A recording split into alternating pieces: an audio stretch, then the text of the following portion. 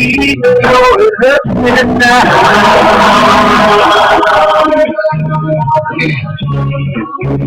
I know this change of me.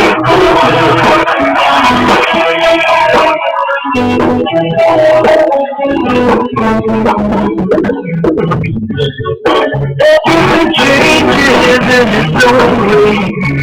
I'm feeling better to me. I'm gonna run back and all the moon someday. And I'm gonna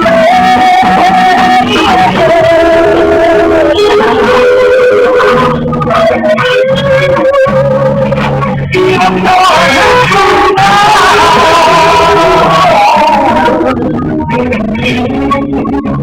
I know the things I'm feeling true.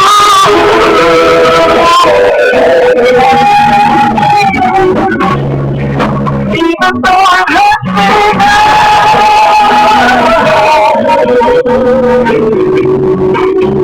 I know this change will do me good.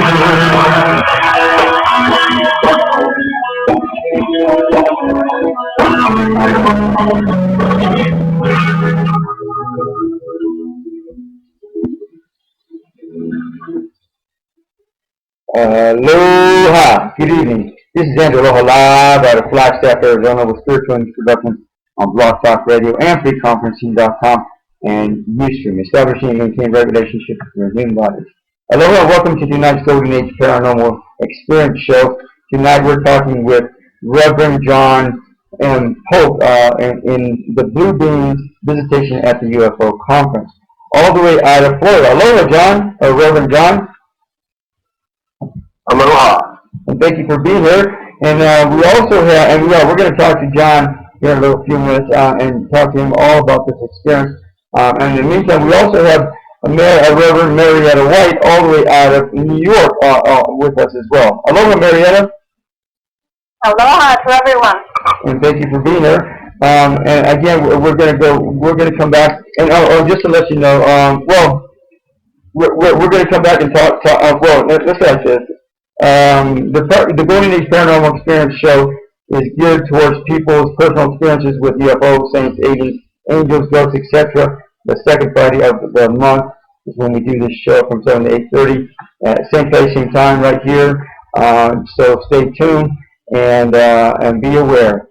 So anyhow, I do want to give a big aloha before we get started. I'm going to give a big aloha to all of our underwriters that help make the show happen from week to week, month to month, year to year, beginning with Maha Dikini Lorei at www.mahadikini.com. Maha Dikini Lorei's life has been a personal journey exploring sexuality and spirituality for over 20 years. She's a certified tantric counselor and tantric healer and a certified mind sound teacher. Maha Dikini Lorei is also a graduate of Margot Na's year-long Skydance and Tantric Facilitator Training Program, as well as a current member of the American Association of Sex Educators, Counselors, and Therapists Club, and is a charter member of the Association of Sexual Energy Professionals. She regularly attends trainings and conferences to keep current with the latest research and information on sexual education. And then we have the 90-Day Ascension Journey at www.90dayascensionjourney.com. When you sign up for the 90-Day Ascension Journey, you will be facilitated with defining and redefining your soul's or true life purpose. You will be assisted with finding out what Ascension means to you. On this journey, you will be provided with tools, techniques, and assistance to empower you to connect and reconnect with yourself, your emotions, and feelings in your mind, body, and spirit. Through a universal soul-centered process, you will be going through a lifelong transformation that will allow you to move forward with your endeavors and never look back if you dare. And for those of you that are interested, literally a few months ago, I wrote the book to supplement this journey. I've already led a number of journeys with people, and the amount of transformations that have taken place are convinced me that definitely this is in the right direction. So anyhow, you can read the book. You can go on to 90dayascensionjourney.com or spiritualimageproduktions.com and find a gift for the book there and click on that. It'll take you to the page with all the information about the book. You can order it from Amazon, from Kindle, and from the website if you want, and then go from there. So anyhow, now if that's not enough, and if the UFO community is not enough, well, there's another UFO symposium coming up. Star Wars USA UFO Symposium in Laughlin, Nevada. Art, Music, and UFOs: The Evolution of Human Consciousness at www.starworksusa.com. Join us for the 6th annual Starworks USA UFO Symposium, Art, Music, and UFOs: The Evolution of Human Consciousness at the Aquarius Casino Resort in Laughlin, Nevada from the 11th through the 13th of November of this year. To be hosted by Paula Harris, and who is the producer of Starworks USA, who is also an investigative journalist and author, and Ron James, who as well, out of California. Other speakers include Karen Ong, who we're going to be bringing in for interview, along with Paula Harris, and the Eric Lukes, Mike Barra, and filmmaker Jennifer Stein. And then finally, and again, if you happen to see me there, give me a big high five and let me know you're there, and just say hello. Then we all now the next underwriter is Soul Dance with Sunil Zhu at www.integral-transf-ormation. Integral transformation is the whole .com, but there's a dash between integral and trans, and then the F and then ormation, so you can check it out for yourself. And yeah, Soul Dance is attracting and creating fulfilling relationships in your life.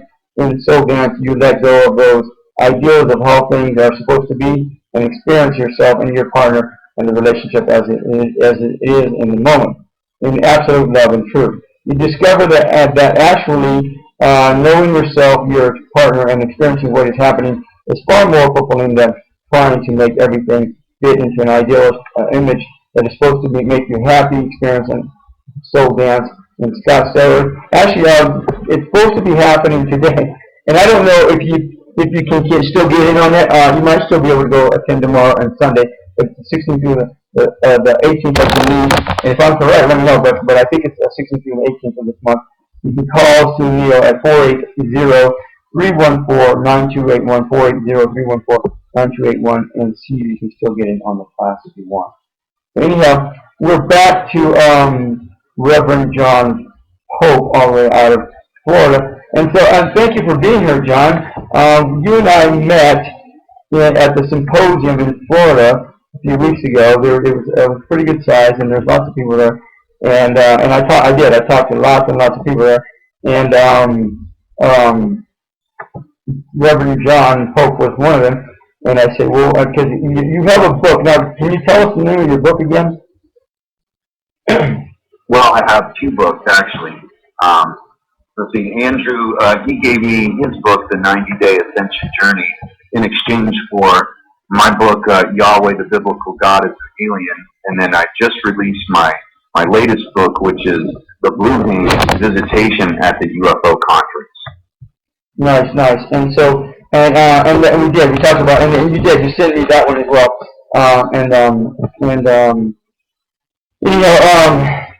So John, if you want to just kind of give us a bio of who John is, kind of give us an insight of where you're coming from, where you were born, where you were raised, how you got into all this stuff, how you became a Reverend, and then we'll jump into this whole experience with the Blue Aliens at the UFO conference. How's that? Sounds great. So my name is Reverend John M. Polk. I was born July 30th, 1969, 10 days after we landed on the moon. And what's interesting about that is that I was a full month late. And I believe because I was supposed to be a Leo, I was supposed to be born right after the moon landing. Anymore, if you're a month late, they're going to induce labor. But back in 1969, when I was born, they did not, and therefore, instead of being a Cancer, I'm a Leo. And I believe that was predestined and written in the stars for me to be born, just like all of us, at the exact day and time in which it did occur. So anyway, my background beyond that is I'm a Reiki master instructor. I'm an international metaphysical minister. I got my education online out of the University of Sedona in Sedona, Arizona. And I also have a Bachelor of Arts in Broadcasting. I'm the owner and founder of Wolf Spirit Ministries, LLC. I'm a medium. I work with angels, extra dimensionals, ultra terrestrials, ghost spirits, etc., and also extraterrestrials I channel as well. And where does all this origin come from? It comes from, I would have to say, my mother. When I was 5 years old, yeah, when I was 5 years old, my mom had me doing the Ouija board. Now, I'm not a proponent of the Ouija board. I'm not going to tell people that do use it and are successful using it to not use it. I just know for me that it's nothing that I would want to do again. But at age 5, I was introduced to the Ouija board. So, anybody who's ever done the Ouija board, you put your hands on, I forget what you call the thing that slides around on the board. But you put your fingers on it, and, the first thing that pops into your mind, all right, who's moving it? Are you moving it? No, are you moving it? So me and Mom would go back and forth. Are you moving it? No, are you moving it? No, are you moving it? And I honestly believe that neither one of us were deliberately moving it, that, the spirit world was passing through us, and that the spirit world was moving it through us, and we were just instruments for that energy. So anyway, years removed, we moved from what we would call the mainland in Daytona Beach. We moved out to the ocean into $1 million condominium that faced the Atlantic. It was just ridiculous. It was like something you would see in the movies. It was an incredible condominium. It was 3 stories high. We had the penthouse suite, and most of the condo. Imagine a diamond, and the apex, the tip of the diamond, faced the Atlantic. And diagonally going back from that point, you could see the ocean, the Atlantic Ocean. On one side of the balcony, you would look north. On the other side of that apex, you would look south. And it was all ocean and beach. And it was just absolutely beautiful. But it set a stage for a lifetime of abductions. Now, I know that I had been abducted before then, but I really honestly can't remember. You want to try and remember a term I use, pop your alien memory cap. But the first one, the first actual abduction that I can remember, I started seeing angels when I was probably 12 or 13 years old. But the first abduction was when I was 15 when we moved to that condominium. And so imagine I'm in my bed, and I could just sit upright in my bed and look at the waves and decide if I was going to skip school or not and go surfing.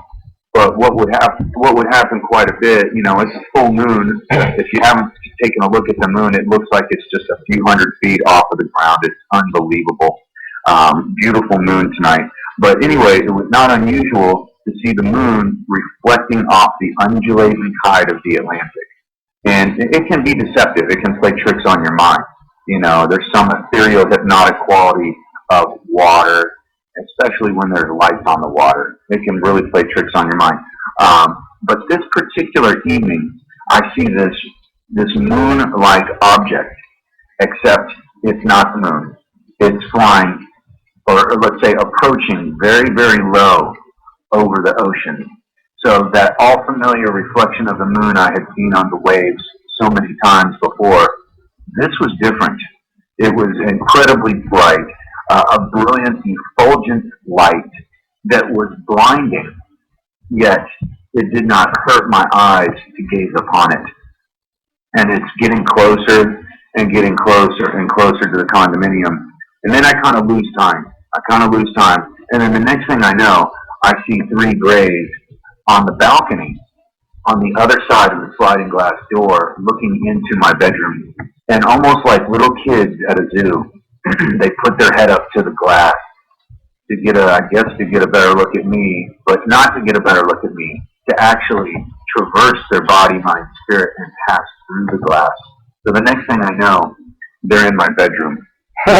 Figure my bed stands. Next thing I know, figure my bed stands maybe 3.5, probably 3.5 feet tall. Their heads were just tall enough to peek over the top of my top mattress. So now, John, when I do these shows, I always assume that the listener is a childlike person, or not that they're a child, but they have no understanding of UFOs or aliens or whatever. So if you can define or describe what abduction means to you, and also what a gray is.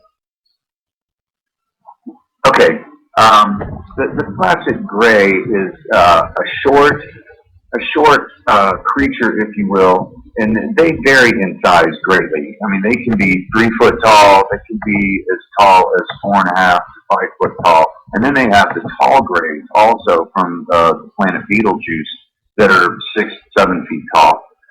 So they vary in size, they vary in color also. Some are almost like a chalky white, some are your classic gray, some are like an off light brown, and there's even ones that are blue.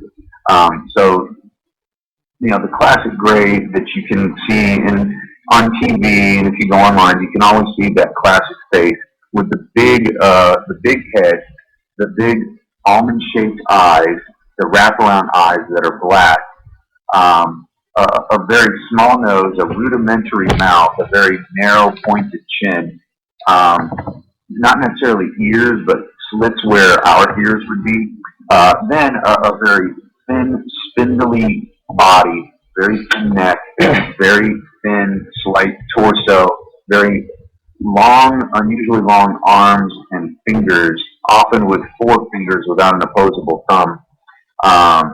So a gray, basically a gray, you're saying, is a being, assumably from another world, from another planet, another galaxy possibly, and they have different shapes and dimensions and sizes. Is that what I hear you saying? They do. They do. And what I have learned over the years is about half of them, and I'm sure I'm totally wrong on this ratio, but a significant portion of them are actually manufactured biological beings that don't possess a soul. Yeah. And then whatever the other side of the percentage is, there are actually ones that do possess a soul, like the Zetas from Zeta Reticuli, more specifically one named Santia. But you know, so in my mind, the ones that visited me did have a soul. I don't think that they were just engineered beings. I believe that they had consciousness that wasn't a robotic consciousness. They had thought. I don't know so much about emotions because I do believe that I was operating on. Yeah, that's what I saw. So imagine you're laying in bed and these 3 grays are alongside your bed, and I'm guessing they're about 4 foot tall. Because, like I said, my bed's probably 3.5 feet tall. Their heads were popping up over the side of the bed, but that's it. That's how tall they were. They were no taller than that, so they were very small. And these were physical beings. They weren't just energetic bodies that we're talking about. Is that correct? Well, I mean, they could have been a holographic projection, but I don't believe that either. I believe that they were physical, tangible, flesh and blood beings that took me that night. And so after that happened, after they were in my bedroom, I don't remember anything except waking up the next day and my privates, my front privates, and even my back privates were in pain. Oh. And then a few days after that, yeah, which, you know, leads me to believe that I was operated on, but I have no memory of it, and that's fine. Because if there was pain involved, I'm sure it was very unpleasant what happened to me. But anyway, after that, I wake up the next day. I did experience discomfort. I could vaguely remember what I just told you, just parts of it, little snips, little like movie clips of it, but that was it. But I knew something happened. But to be quite honest with you, at that time when I was 15 years old, the pain went away in a day or two, and I wrote it off as a dream. And then we were talking before the show about that I'm a Reiki master instructor. And when I started to receive my Reiki training and what you call your Reiki attunement, there's Reiki 1, which is the physical, there's Reiki 2, which is mental, emotional, and there's Reiki 3, which is the spiritual. Each time I went through those attunements, what it does is it increases your vibration so that you vibrate at a higher frequency. And after I became a Reiki master, that's when I started to unravel the mystery of what happened to me. I started to see, instead of those quick little movie clips, it started to turn into a movie montage and almost like a trailer of what happened to me. And this happened back in 2009. I really started to unearth those latent memories that were stored in my subconscious. And then after that, I started to see UFOs at a clip unlike I'd ever seen before. And then this clip of seeing UFOs and seeing extra-dimensionals, extraterrestrials, ultra-terrestrials, ghost spirits, entities, and even ETs has increased more and more and more as I've gotten older up to this point. And the more I go to these UFO conferences, when you're around so many like-minded people, it really expands your consciousness. It actually, since we are all, especially us on this panel and probably most of your listeners, we are all mediums, at least to a lesser degree, if not to a greater degree. But when you go through these experiences, a medium to me is a vortex. You know, we are a actual vortex. But when I went through the Reiki training, me as myself, a vortex, expanded exponentially.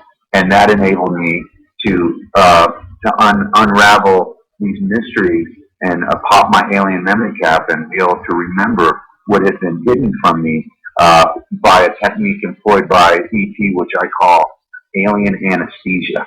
And one way to describe alien anesthesia is you only remember what they allow you to remember, unless you're able to pop your alien memory cap, which I'm able to do more and more as I get older.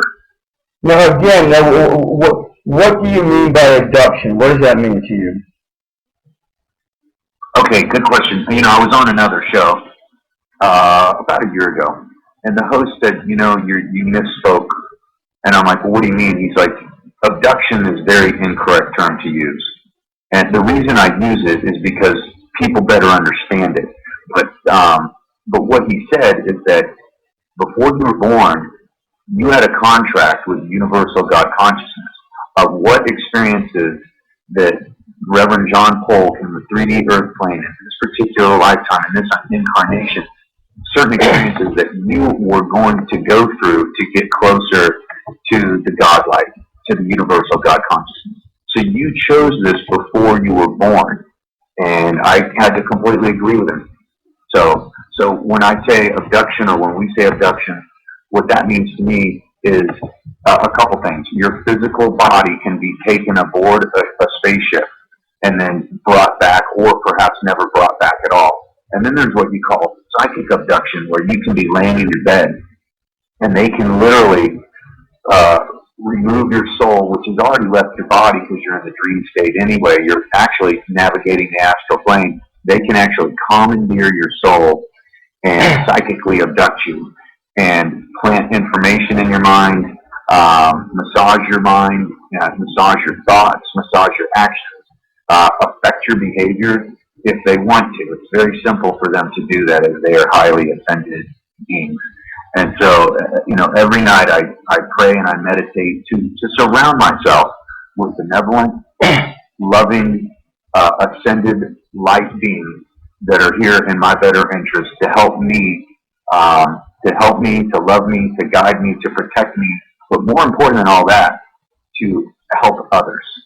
Because I believe that not just myself, but, you know, Marietta, yourself, Andrew, the majority of your listeners, we are here to help others also, not just to help ourselves.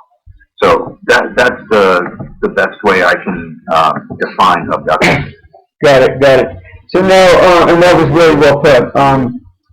So now, you grew up, where did you grow up at, John? On the ocean in Daytona. Okay, Daytona. In Daytona, but when I was 15, we moved to the beach. Got it. And your parents, what did they do, John? My mom worked for the Florida International Alliance, which was a non-for-profit, which was designed to generate revenue and funding to help fund schools in Mesoamerica, Latin America, and South America. Right. you know, in third world countries. Right. And then after that, my mom worked for the state in conjunction with the FBI of the state of Florida in the healthcare industry. Wow. And then my father was a university president for 40 years. Okay. And then, and so did you end up going to that same university and graduating from that same university? Yeah, in Daytona, there's what you call Daytona State University, but back in the day, it was Daytona Beach Community College. Right. And my father was president there, so I went to Seabreeze High School, and upon graduating, I went to his college. You know, it's kind of like your dad being the principal. Exactly. I was going to college, and my dad was the president of the college, and he was there for almost 20 years, and then he wanted to get out of the public sector and find a non-for-profit university. So he moved up to West Virginia. You know, at one point, you know, he had a house like 20 minutes from a ski resort, 20 minutes from some of the best whitewater rafting in the world. And there's just this little town called Beckley. They had this little college called Beckley College. And my dad ultimately turned it into Mountain State University. And back in the late 80s, my dad said, you know what, the new thing to do is called the internet. I'm like, well, what's that? Well, we all know what it is now. But my dad, he wasn't the first, but he was one of the first to pioneer internet education. Wow. And, you know, I mean, you know, late 80s, somebody's doing that. I thought it was pretty genius. And then he started building branch campuses all around the country. Wow. So we're this little college in little West Virginia, had like 2,000 students. It grew, you know, and they had campuses here in Florida, in Texas, other parts of West Virginia, in Pennsylvania, and other places around the country. So if there's one person in this world, not as many people in this world that I'm role model after, but definitely my father. And if I could be half the man my father is, then I've done really good in his lifetime. Yeah, well put. So now, John, you said earlier that you were talking to angels. I'm assuming ghosts as well, spirits. When you were 14 or so, or even earlier. Is that true? Is that correct? Did you say that? Yeah, when I was about 12 or 13, I started to see something in the mirror, and I knew it was a separate conscious from myself, and I didn't know what to call it, so I just called it you. I'd look in the mirror and I'd go, you. Sometimes you was there, sometimes you was there, sometimes you was not, but you was always there. I just wasn't always cognizant of it. Yeah. You know, so if I went in the bathroom real quick for whatever reason and left real quick, I wouldn't see you in the mirror. But, you know, if I was getting ready, I used to have real long, blonde, curly hair with a long mullet, you know, parted down the center and feathered my hair back like, you know, was the style back in the 80s, especially being a surf rat growing up on had mullets. We all had long, curly mullets, you know, parted our hair down the middle and feathered our hair back. So when I was doing that, that's usually when I would see you in the mirror, and I could see him. It was just a total trip. It was like it was some kind of spirit, entity, angel. Can't be exactly sure what it was, but I believe that you is still with me to this day. Wow. So now again, during that time frame, were you speaking to spirits and ghosts and aliens or something like that that on the other side or whatever? Yeah, when I was 17, it really started to unfold for me. Okay. After that abduction, when I was 15, I started to write poetry, and I won awards for this poetry. I wrote a book entitled Beyond Oblivion, Through the Crevices in Between. And to me, it was a literal translation for me now, 30 years removed, is that it's basically what I would call the quantum hologram matrix.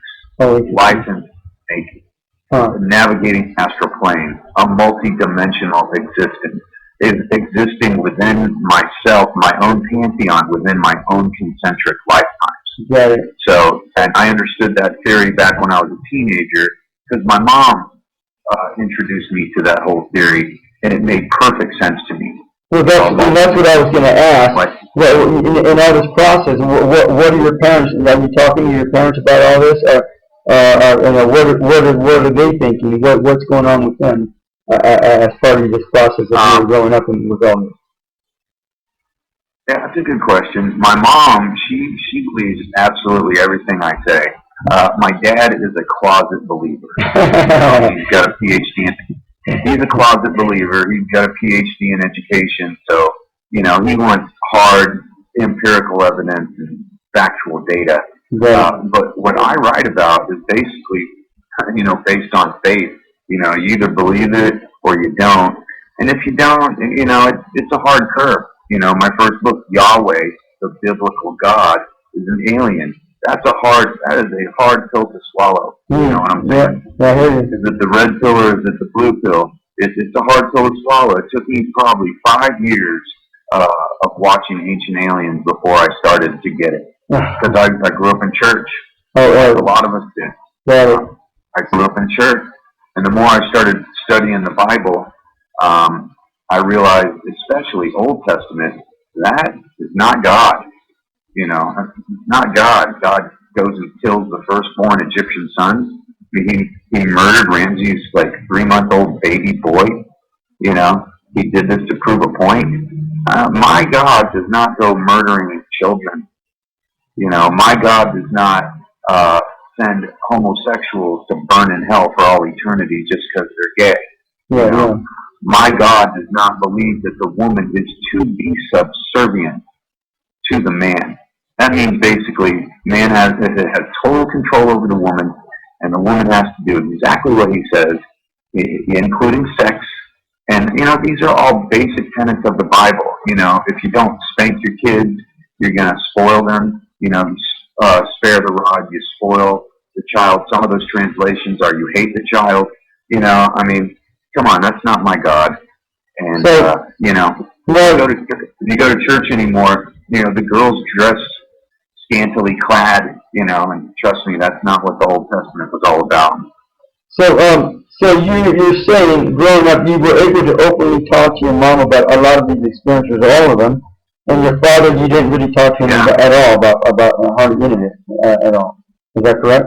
I didn't start talking to Dad about it until I was really in my 40s. Now, he liked my poetry, because basically the majority of my poetry, especially as a teenager, dealt with navigating the astral plane. That was my favorite topic. It was my focus. It was my vision. It was my tractor beam into the cosmos. And it was undeniable. I just write poetry, poem after poem after poem, prose pieces also. And it, for the most part, dealt with living on the other side, navigating the astral plane, having open congress and communication with angels.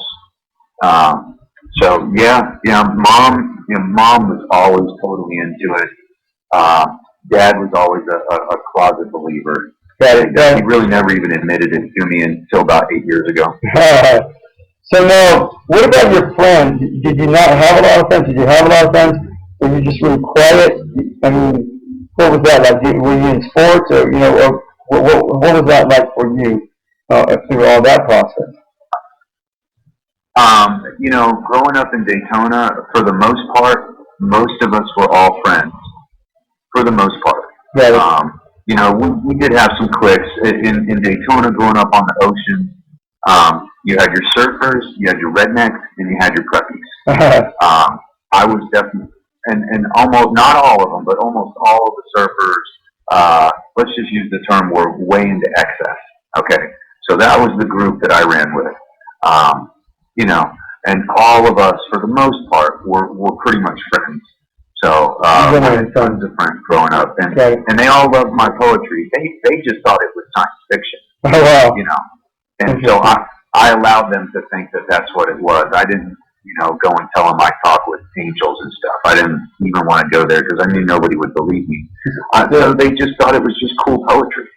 So at which point did you actually start talking to people about these experiences and to who, John? Well, in 2009, I had other sightings, but nothing that was really definitive in my mind. You know, if you've ever seen a UFO, there's probably 10 times you thought you saw one, but you couldn't be exactly sure, so you kind of wrote it off as, oh, it was probably something that's explainable. But in 2009, I was dating this girl, and she was very spiritual, as am I, always have been. And she lived only, I don't know, maybe 3 or 4 miles from my house. But this particular night, I'm at my house, and she's at her house. And it's 11:30 at night, and in Florida, if it's in the 40s, that's cold. Okay. So something pulls me outside, and I'm thinking, man, it's cold outside. It's like 40-something degrees, but, you know, so I go and put more clothes on, and I go outside, and something literally holds my head to look straight up. And so I look straight up, and I see this triangular star formation that looks very curiously low. And you're saying like an unforeseen force just literally just moved your head up so you're looking up. Is that what you're saying? Yeah, exactly. So let's say E.T.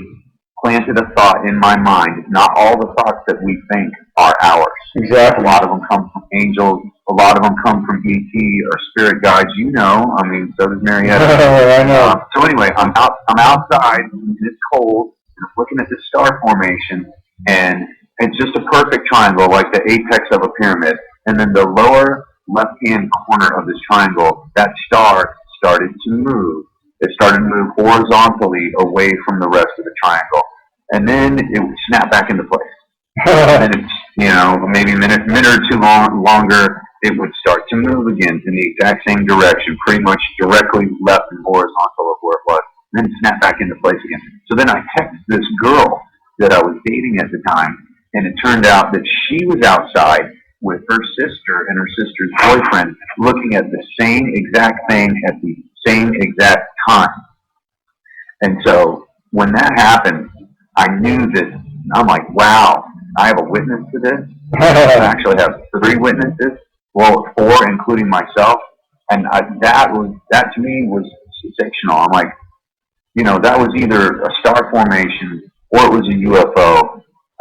You know, I can't explain what it was, but guess what? Stars don't move and then snap back into their point of original orientation. That just doesn't happen. If it's a star, they're not capable of doing that. So that began a whole flap, if you will, of UFO sightings and extraterrestrial encounters that have gone on and steadily increased even to this day. So was that also the first time you actually openly talked to people about this stuff beyond that? Yeah. To answer your question, yeah, that's when I started talking about it. And wow. That's the first year that Ancient Aliens was broadcast on the History Channel. And, you know, at first, you know, I've always loved aliens, but I really knew nothing about the ancient alien reality, if you will. I didn't know anything about it. So I started watching the shows, and I was just into the fact that there's a show about aliens. The more I read it, and then you can cross-reference the majority of the material on that show with the internet. And just like with anything else, nothing is completely and 100% rock solid factual. You know, so there was definitely some inconsistencies, but there was always a core of truth in most of the stories on ancient aliens. And then we started listening to Eric Von Daniken and Giorgio Tsoukalos going all over the world. So in this country or this part of the world, this is their god or deity. In this part of the world, this is their god or deity. In this part of, and you know, and combing all over the globe, every single continent.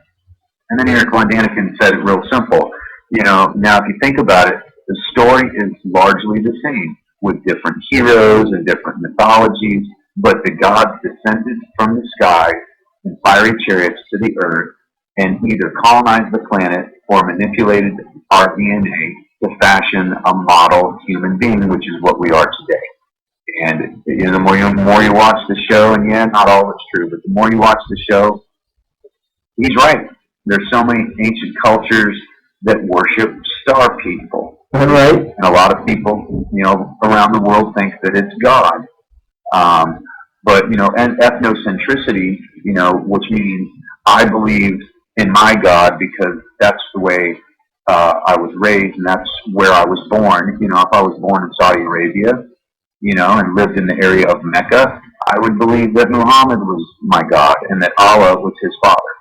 I was born in America, raised in a Christian church. Therefore, I believe that Yahweh, who in effect is Enlil of the Anunnaki, based on my research and my downloads from the other side and my relationship with the Anunnaki, that's who God is. He's actually an extraterrestrial named Enlil of the Anunnaki. So what's the name of your God? What's the name of your God? Well, my God's name is God, and his actual name is Enlil of the Anunnaki. And I write about that in my book, Yahweh, the Biblical God. And we are. Like Yahweh. We're gonna talk about your book. We're bringing you in. And I'll find out the date, but we'll bring you in to talk about your book, later on. But and right now we're working with the Paranormal show. But I tell you what, let's take a break, and we'll bring Marietta in to ask some questions. But I'm gonna play a song called Ayodhya, Hey Rama Ram by Daniel Paul from his album Elephant Players or Elephant Players. That's interesting. So anyhow, Elephant Prayers. We're going to send out love, blessings, healings, angels, and light and love to all those beings out there supporting humanity. To all the President of the United States, all his family and friends. To all those running for office this year. To all those in the phone lines and the chat rooms, all our family and friends. To all our vehicles that help take care of them, places of residence. To all the kids and the animals and the plants on the planet, especially the ones that need concern. Anyone you guys want to add to that? Any of this? I'd like to add the waters, the clearing of the waters, and in our area we're having a lot of trouble with contamination from fracking, oil, with the oil wells and things. So yeah. something along. Okay. Yeah. And Reverend John? God is omnipotent. That means that he is everywhere and that he is everything. And when we all realize that we're all part of this infinity, then we'll all realize that we come from the one source. Religion divides us. The concept of one unites us and brings us together. So we should all hold hands and pray to the universal God consciousness for peace, love, and happiness on this planet, but not just this planet, all planets around the omniverse. So to everyone else in needing concern, we will be back at Yodhya, Hey Rama Ram by Daniel Paul, from his album Elephant Prayers, and we will be back.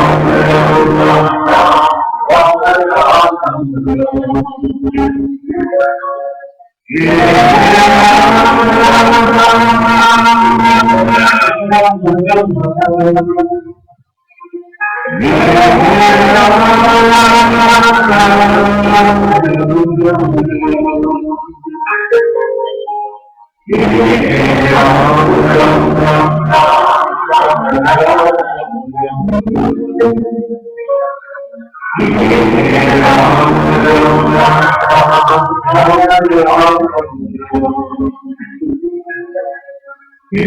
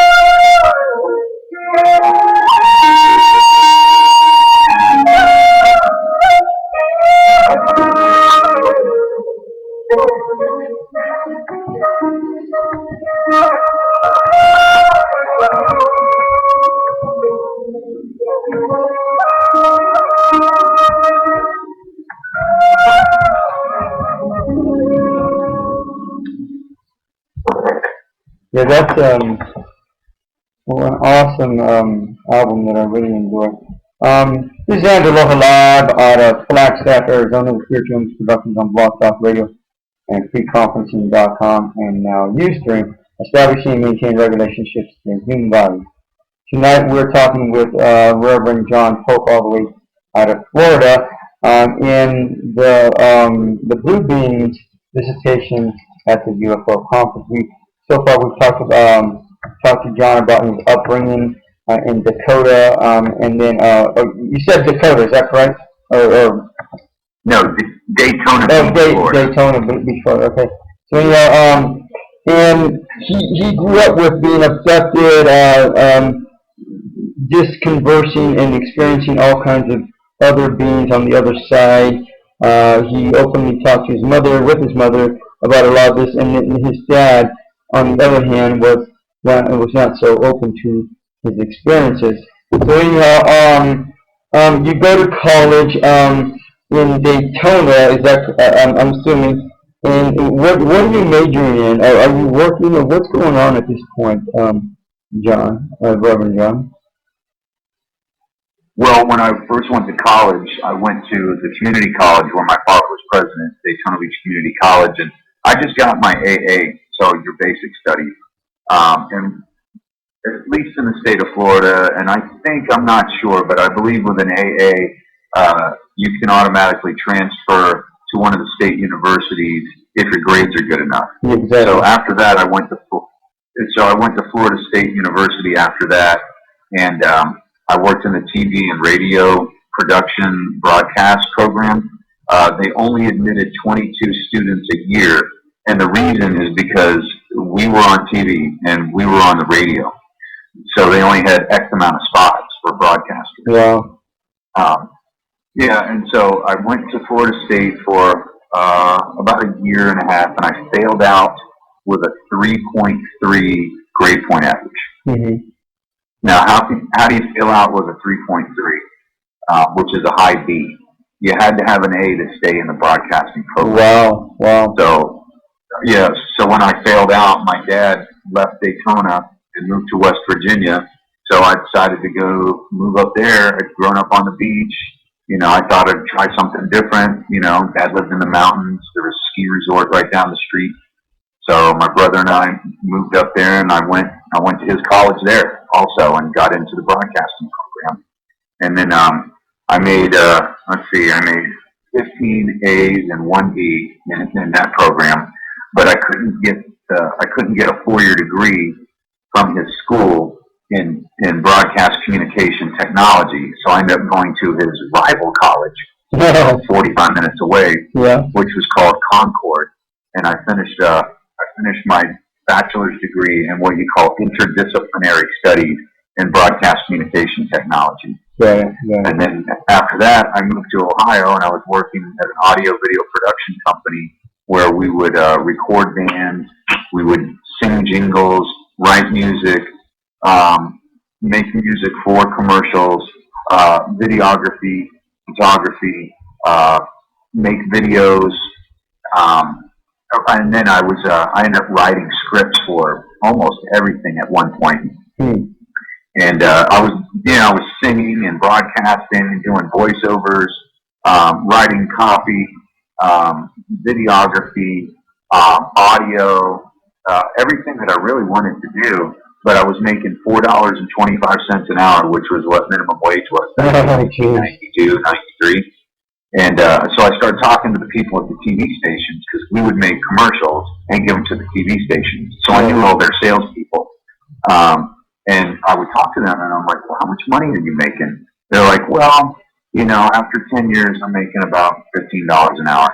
And I'm like, really? Wow. And I realized what a depressed industry that it is, unless you're in what you call the 50 market. And the 50 market means the 50 biggest population markets in the country. So I was in a small town in Ohio. I hated Ohio. I hated living there. I gained a ton of weight, and I just didn't like who I was, and I hated the area. So I moved back down to Florida and got into sales and started working in and around Walt Disney World. I never worked for Disney, but I worked on their properties, and I still do, off and on for the last 24 years. So that's where I'm at. And so Full around that time now. You're getting into the commercial world, and so what's happening with all this extraterrestrial stuff, the UFO stuff, the alien stuff, the I don't know if you're still being taken into shift or not, or what's happening with all this at this point? It's still happening. It still happens all the time. Okay. So now, Marietta, go ahead. No, go ahead, Marietta. Marietta, do you have any questions for Reverend John? Oh, I have a few questions. Okay. One of the questions I had, just because based on, I have a lot of people that come to me that have had sightings. So there's some questions that kind of, one of the things I was wondering is, hey, did your mom or anybody else in your family have sightings? And that is the perfect question to ask, because it typically runs in family lines. So my mom was the oldest of 9 in an Italian family. Oh, wow. But one of her brothers, it was very common for him to come knocking on the front door at 4 or 5 in the morning, and he couldn't tell you where he had been. Nobody ever woke up. Nobody ever caught him leaving the house. Nobody can explain how he left the house with nobody knowing about it. There was no open windows, no unlocked doors. He was being removed from the house somehow.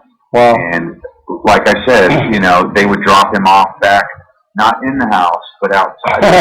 I guess they missed their coordinates or something like that. Yeah, but they always returned him safely. But they never returned him into the house, or maybe they did a couple times, but a number of times he'd be knocking on the door at 4 or 5 in the morning, and of course, his parents, my grandparents, weren't believing it. But my mom believed it. All that he knew is that somehow he ended up outside, and he couldn't explain it to you. I remember I was talking about alien anesthesia. They wouldn't let him remember exactly what was happening to him. But to this day, if you ask him what happened, he will not answer it.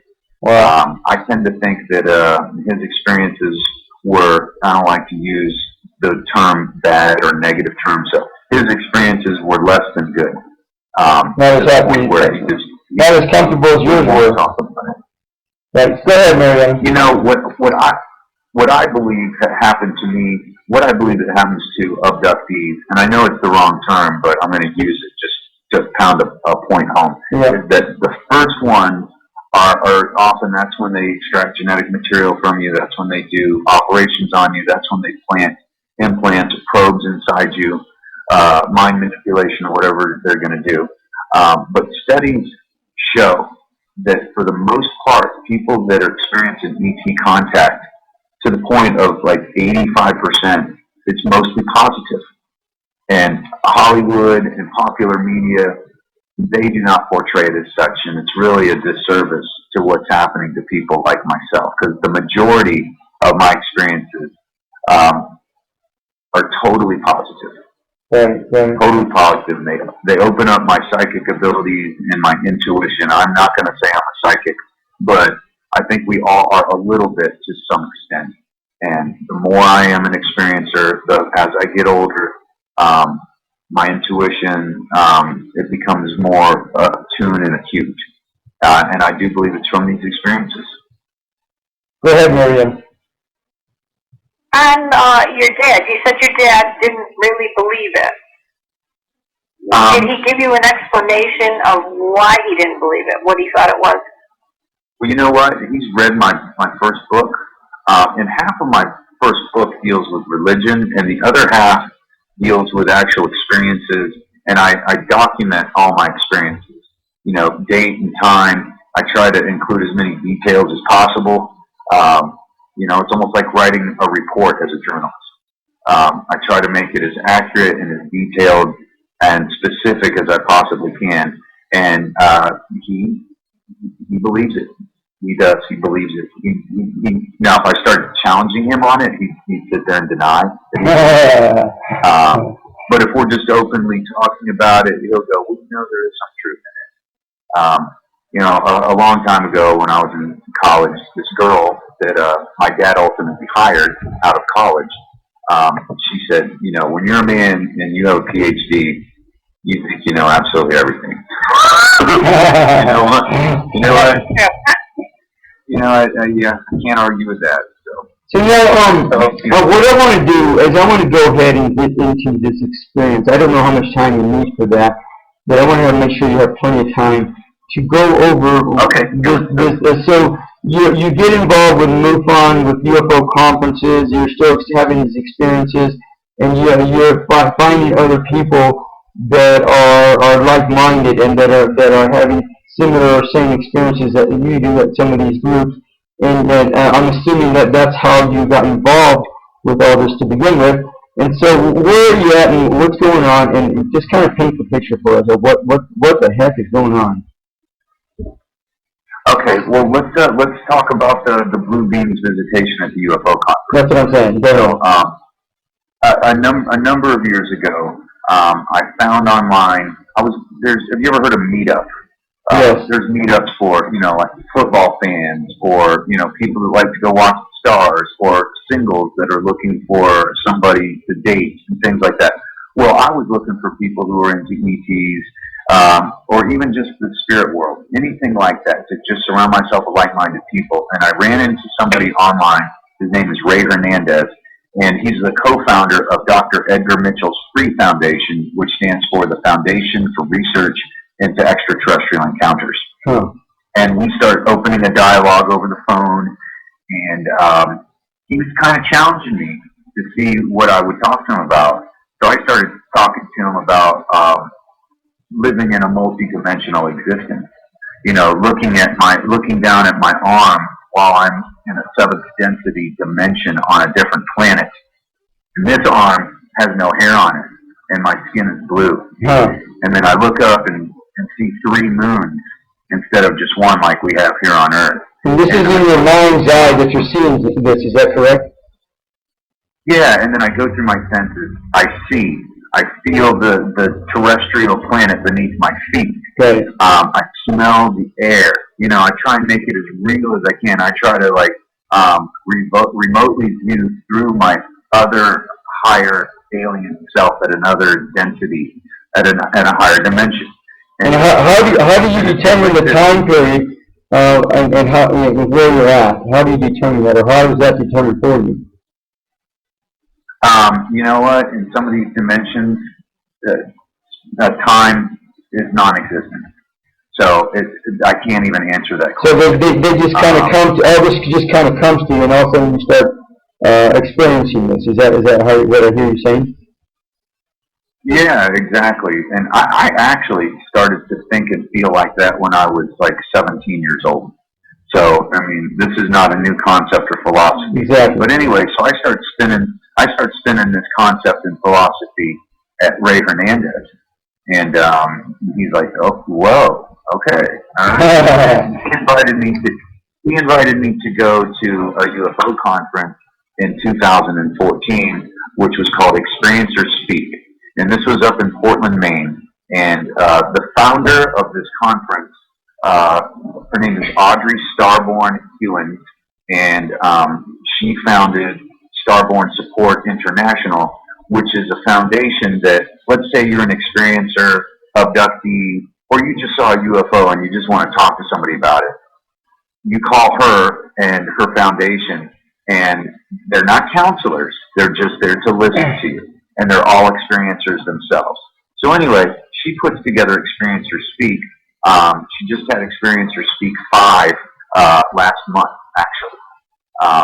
But I met her, and it turned out she almost died in the exact same location that I almost died, in the ocean in Daytona Beach. Wow. We really hit it off. You know, she starts telling me about how an extraterrestrial basically threw her a rope and pulled her into shore. And she had rope burn on her arms, and nobody saw this being except for her boyfriend at the time. So we started hitting it off because I grew up right down the street from where she almost died, and I almost died in the same place in a surfing accident. So we knew we were connected. So anyway, I was there back in 2014, built a certain rapport with her and friendship, and then so she asked me to be the opening speaker the next year at Experiencers Speak 4, which was August 28th and 29th of last year. Wow. So on August 28th, I'm the opening speaker at this conference, and I decide I'm going to conduct a seance. I have 79 experiencers in the audience.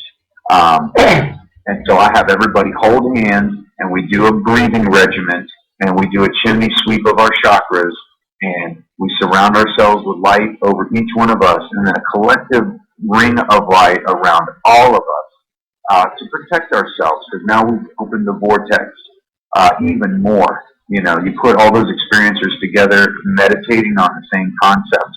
And then I say, now that we are protected, we invite benevolent, loving angels and ETs to join us in our congregation. More specifically, I want to invite Raphael, Gabriel, Michael, and Enoch, who are all archangels, to join us in our congregation. And I said, you know, whether you know it or not, ET is in the room with us right now.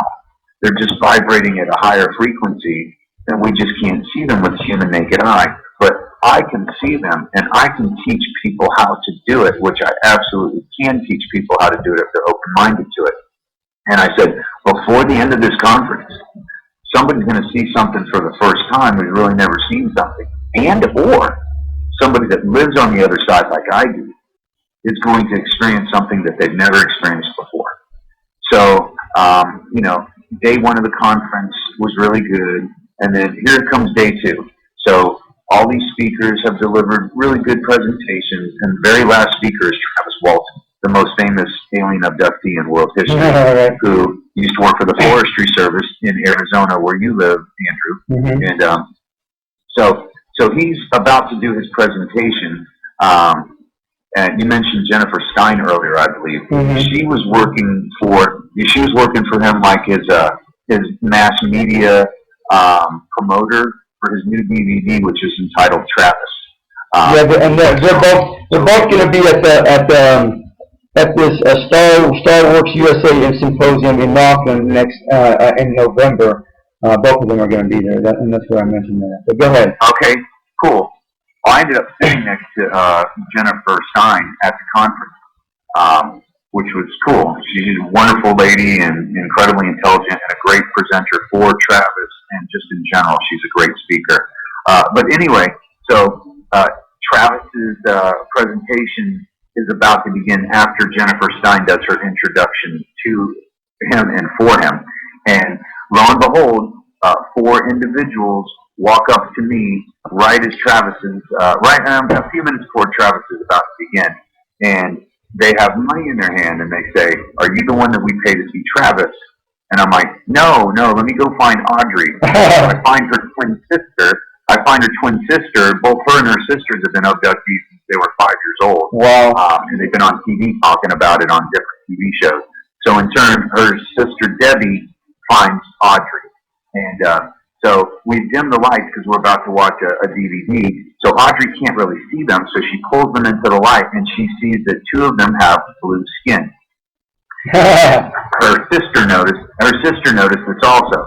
So then at this point, I cannot, and so bear in mind, I cannot see where they are because the room was shaped like an L, and I was at the top of the L, and Travis and all the, the big speakers were at the exact opposite end of the L where we could never see each other just because where we were sitting. Now you're saying that the beings that were asking, that were offering money to see Travis, those are the ones that were appearing blue. Is that what I hear you saying? Yeah, two of the 4. Okay. 2 of the 4 clearly had blue skin. There was a male that looked about 65 years old. There was a female, looked maybe in the late 50s. Those 2 had blue skin. And then there was 2 others. One looked like Jason Martell, who's an ancient alien astronaut theorist. And the other one was like 5 foot tall, wearing sunglasses, had a Fu Manchu beard, cut off white t-shirt, blue jeans, and moccasins.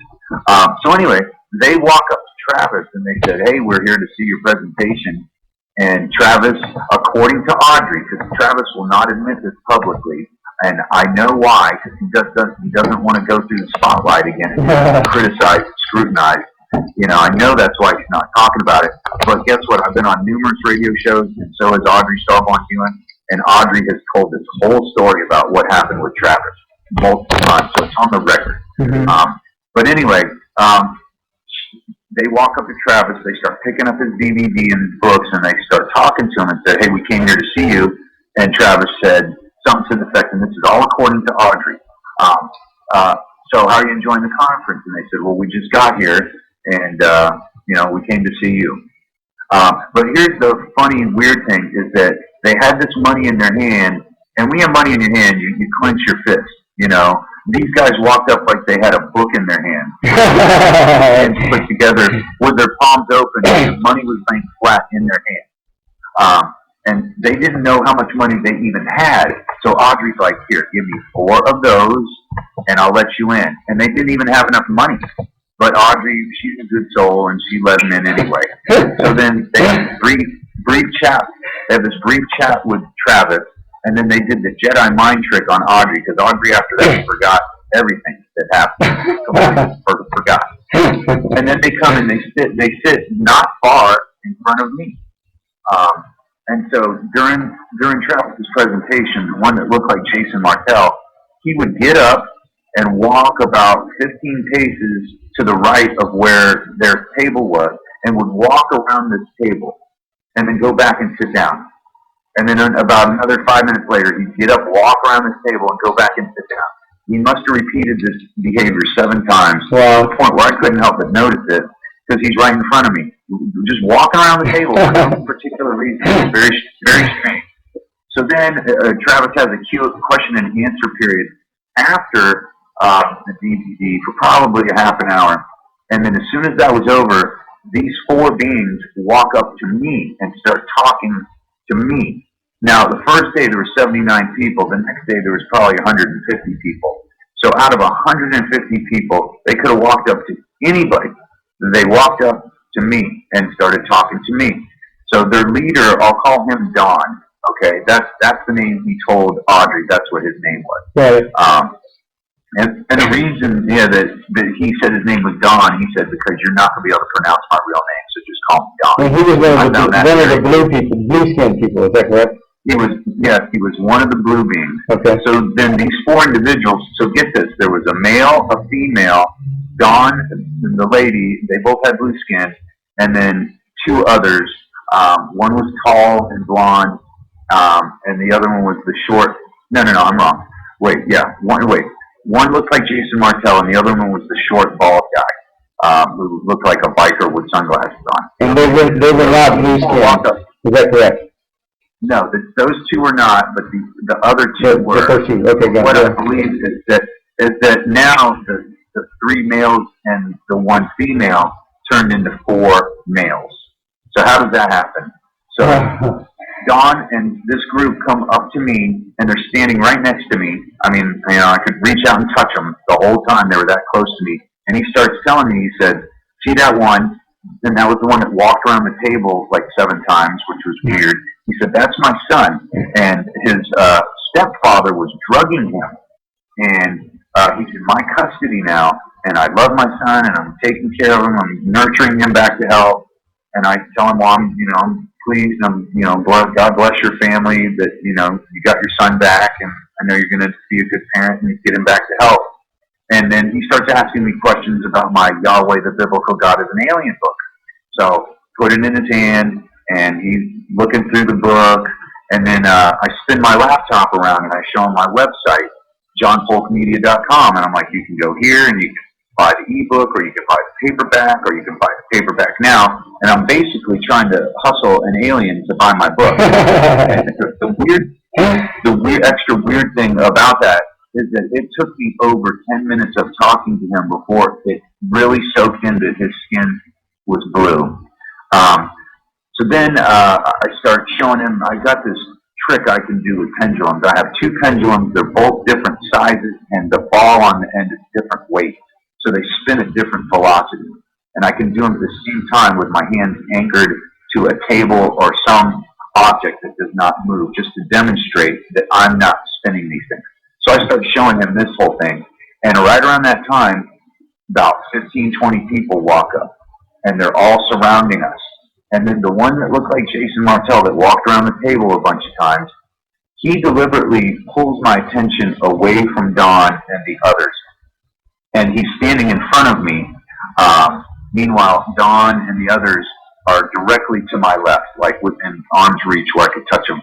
And the one that looked like Jason Martell, he goes, "The Anunnaki, the Anunnaki, the Anunnaki, the Anunnaki, the Anunnaki," just like that, almost like he was autistic or mentally challenged or something. And then I look into his eyes, Andrew and Marietta, and his eyes were black.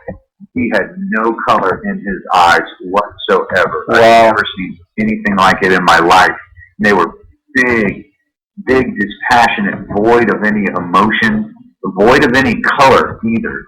So imagine a human being that looks like Jason Martell. I don't know if you know who he is, and big black eyes, curiously large eyes and eye orbit.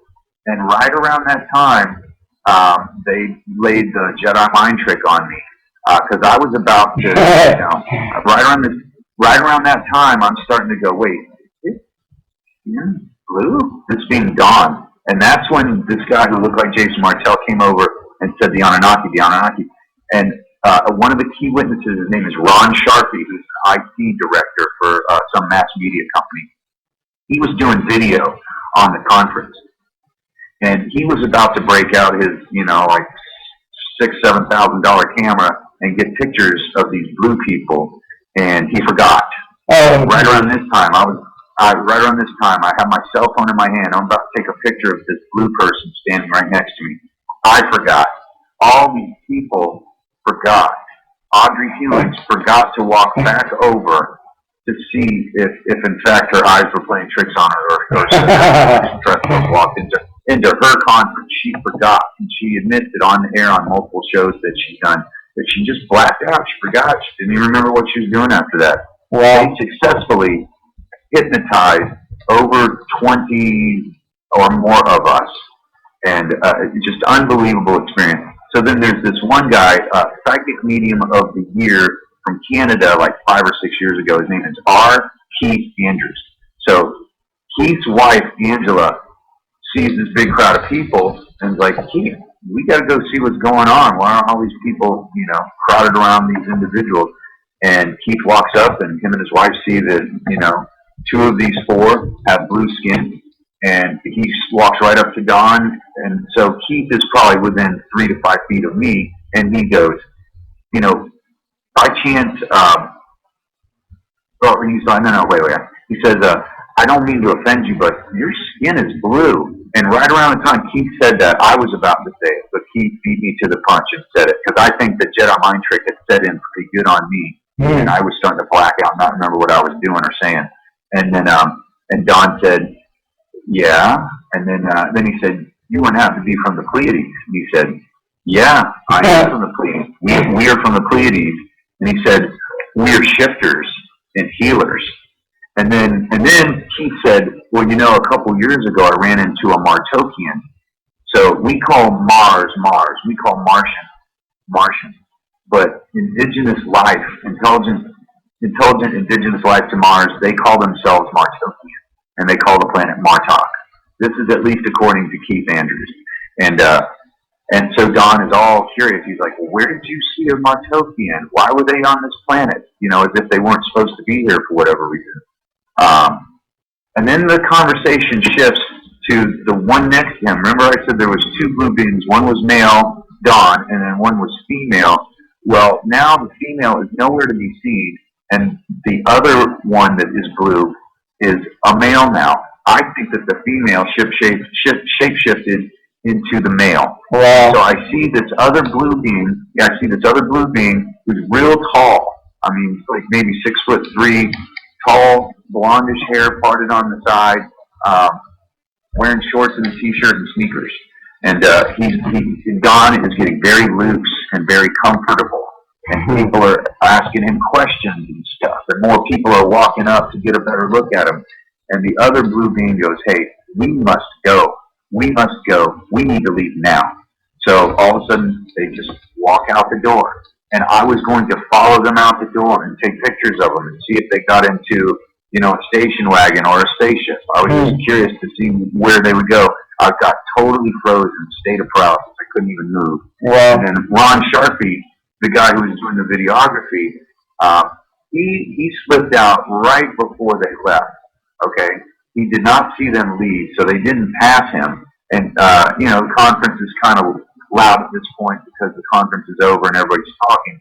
So he went outside to take a personal phone call, and he sees a flash of light come up off the roof. And then later that night, he had a visit by them, and he woke up and he had these 2 red dots on his leg.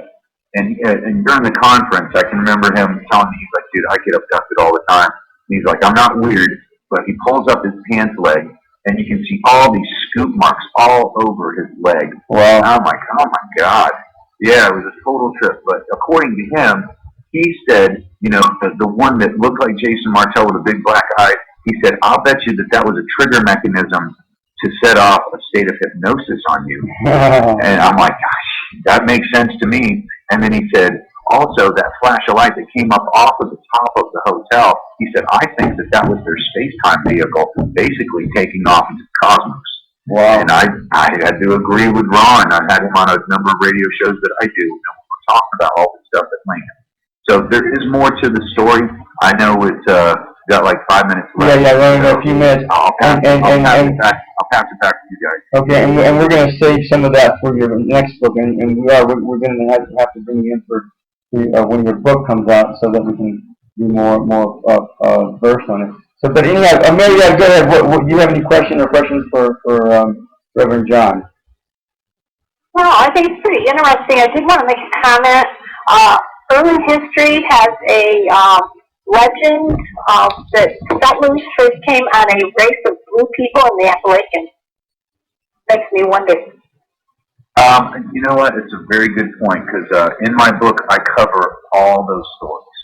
You know, Vishnu, Krishna, Rama, Brahma, Shiva, they were all blue skinned. They're from India.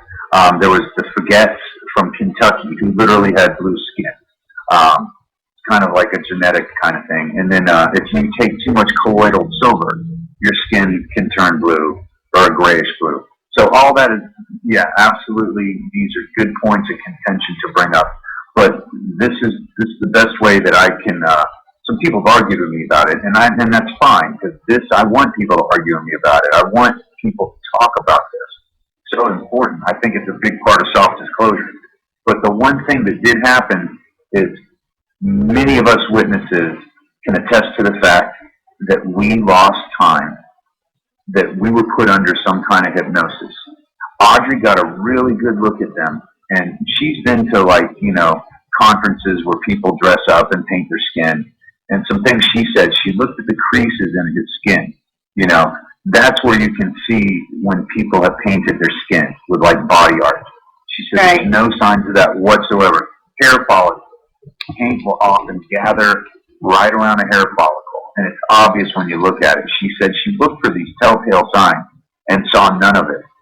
So in her estimation, they were beings with blue skin. The fact they didn't even know how much money they had.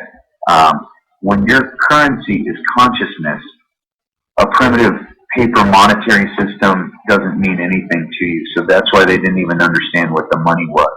So now, real quick, John, we got only 2 minutes. Is there anything else that you want to put out that we're going to talk about? Any conferences, anything that you're coming up that you're doing that you want to put out there real quick?